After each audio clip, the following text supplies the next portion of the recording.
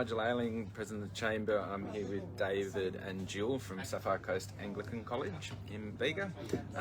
David is actually the new principal who arrived on Monday. So tell us a little bit about where you've come from, David. Well, I was previously a deputy principal at a school in Hervey Bay in Queensland, so I've been waiting for the borders to open just before Christmas, and interviewed and met Jule in Canberra in sort of late part of last year, but had never come to Bega before this week. Before this week, so you just come down sight unseen. But thanks to Google and having met Jill, who's an encyclopedia about Sapphire Coast Anglican College, I did feel like I knew what I was getting myself into. So it's been a lovely week so far. That's good. So first up, bit of a readjustment coming to New South Wales. We speak a little bit of a different language, but you don't sound like you're a local anyway. No, I'm a Pom, and we've been in Australia for 12 years now. So started off in Perth and worked east. Yep. Finally hit the coast at the previous school, and then carrying on down the coast now. So so you're getting around a little bit. Yeah, which is a big place, but beautiful country, and Australia's been very good to us. You still had a television up there, so you're able to watch the cricket. Oh, won't talk about the cricket. No, I don't want to talk about the cricket. It makes me very sad. But I almost forecast the results. So Did you? I thought it would be 5-0. It wasn't far off. No, it wasn't far off. We're a little bit behind. Okay, so again, bit of a readjustment coming from Hervey Bay, different climate. Have you lived this far south before? No, not. I mean, obviously in the UK, and I lived in the US for a long time. I'm used to cold winters before, but not in Hervey Bay. Hervey Bay is very. Our lows at the moment up there are about the same as your highs. Yeah. So, but it's very beautiful, and the thing that you have here, the coast area, everything's dead flat. And I love hills. I'm a mountain biker and a cyclist, and flat is boring. This is not boring. No, it's certainly not. And you've probably already noticed there's a big difference between, say, somewhere like Merimbula and Bega in terms of just like the layout of the land. I mean, it's dairy land in there. It's green rolling hills out here. We're next to the beach. It's all coastal. Yes. There's a lot in the Bega Valley Shire. You probably haven't even been to much of it yet, but it's quite a big area of land. Yeah. Probably, I don't know, you probably fit most of England and Wales like in the Bega Valley, so a lot to explore. Yeah, there is, and 2 schools ago I was at Warwick in South Queensland, which is very similar to a market town, a town that relies on agriculture for its livelihood, and with where independent schools are really important. That was a boarding school as well, but so we lived through the drought. Actually, the drought year of 2019, just as it became the fires year of this area. So I've worked in rural communities in crisis, and I think that also made us feel like, well, we know what the worst could happen. So, but it made living in the middle of Perth seem very dull in comparison. Yeah, for sure. So, Jule, you're on the board. That's right. I've been the board chair for the last 3 years, and I was the first board chair of the school when it started in 1994. Wow. Okay. So now I have grandchildren in the school. Right. Okay. And so, long time Bega Valley resident. Yeah, I've been here 33 years. My husband came from Eden. Okay. So we've had a business in the valley which we've just sold to the eldest son, and now he's enrolled the children in the school. And we've been felt at home here a long time.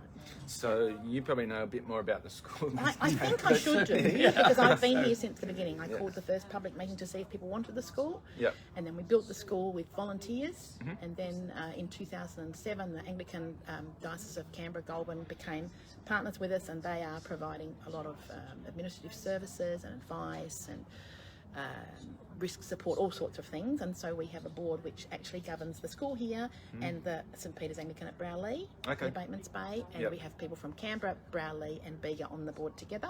Yep. And it's a good way to for the 2 schools to support each other. They each have their own principal. Yep.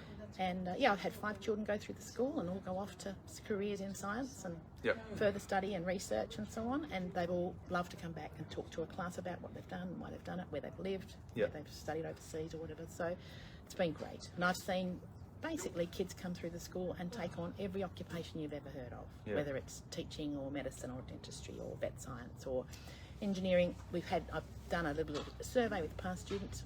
Everything you've ever heard of, we seem to have a graduate doing it. Yeah, that's fantastic. Which is great, and they seem to like to keep in touch with the school. A lot of them are good friends with teachers by the end of that time. We have pre-kinder to year 12, so you get pretty well known, and your family, the whole family gets well known. The parents are involved. So yeah, so that's interesting just to point out too, because so in the Bega Valley we've got quite a few primary schools, public primary schools. We've got a couple of private and Catholic and religious ones, but there's not too many that are K to 12 all the way through. Pre-kinder to 12. Oh, So pre-kinder, yeah. 3-year-olds. Yeah.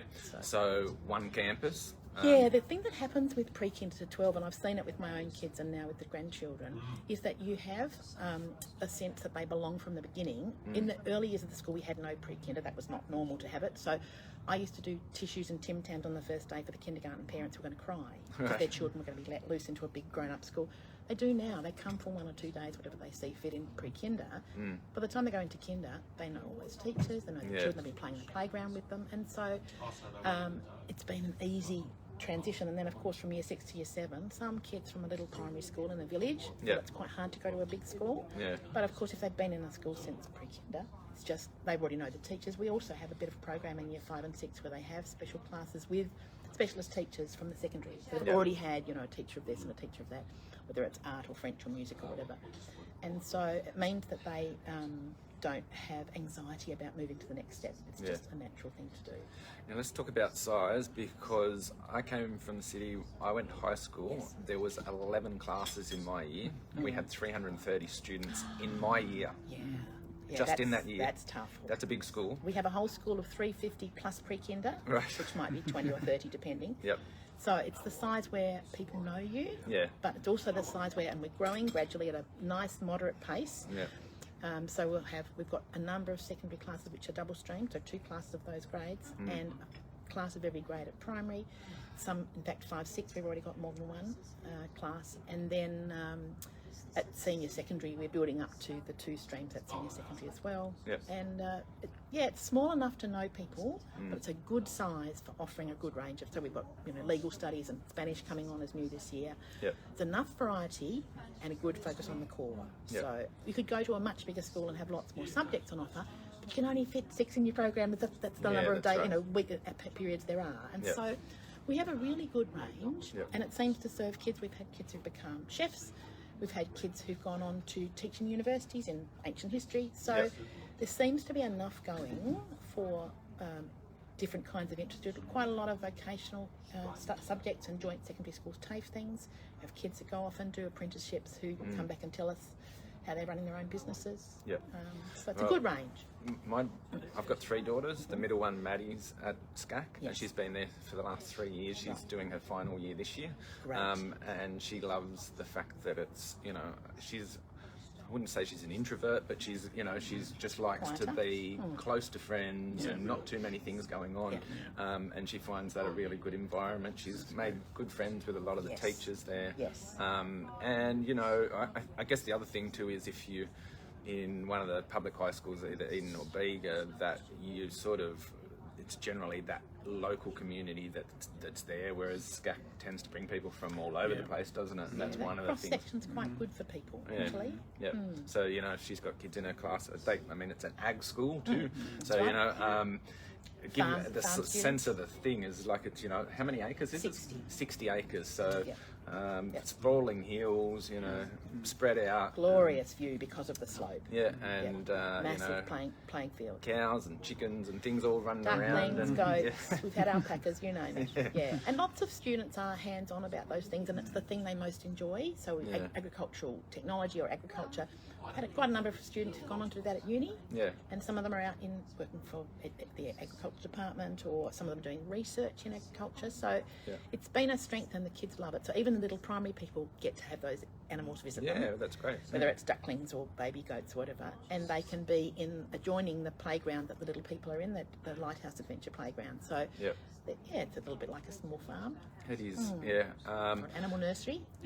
So, David, what are you looking forward to this year? It's first year in a new place. What's your expectations about, you know, what's going to happen around SCAC and for yourself just moving to the area? Because I guess this is about sea change. This is about somebody who's made a pretty significant change. You've Gone from England, UK to the US, Harvey Bay, you're down here. Like, what's your sense of what's it going to be like living in an area like this? Yeah, well, unfortunately, I mean, I'm a dairy farmer's son, so I fit right in. So I grew up Got in the an area. gumboots. I grew up on the west coast of the UK. You can see the ocean, and so I feel very comfortable already, which is part of the reason I was attracted to the job. But I think it is a year, as Jill says, where the school is starting to grow, and that is a wonderful thing.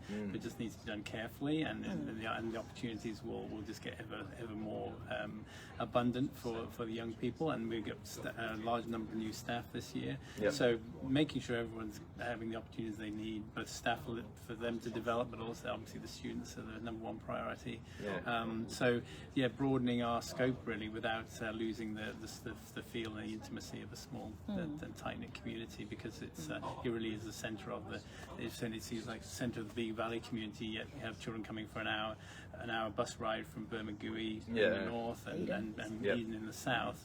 And so it's a very cosmopolitan mix too. We've already met today parents who are currently living in Canberra who are keen. In fact, yesterday I showed some parents around who currently live in Canberra, very excited about the opportunity of living in Bermagui, and then considering enrolling their daughter with us. Bilingual already in one of the languages we teach. So it doesn't feel like a caricature of an Australian country school. In fact, it's a lot more cosmopolitan than Warwick, when Warwick is twice the size of Bega. But because it draws from so far around, and it's close enough to Canberra, I think, and then Sydney and Melbourne, obviously, that people are moving here from with a huge range of backgrounds and very high expectations of us as a school. And so enrolment's open now for all years? Yes, I think we do have a little space in all the years at the moment. But now's the time. And also, I think we've seen a big change in the Bega Valley in the since the school has been here 27 years, in people coming from all kinds of different occupations here for their tree change.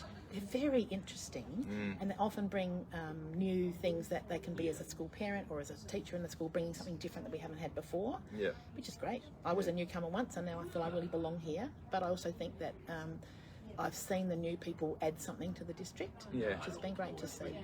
And hopefully with more people coming for different reasons now, the whole COVID move has been a big difference, that we will continue to get that wide variety of people coming to the area. And we do find too, quite often families come when their children are quite small and they're keen to have enough life to have a house and a little bit of land around it, and a 5-minute drive to school or work.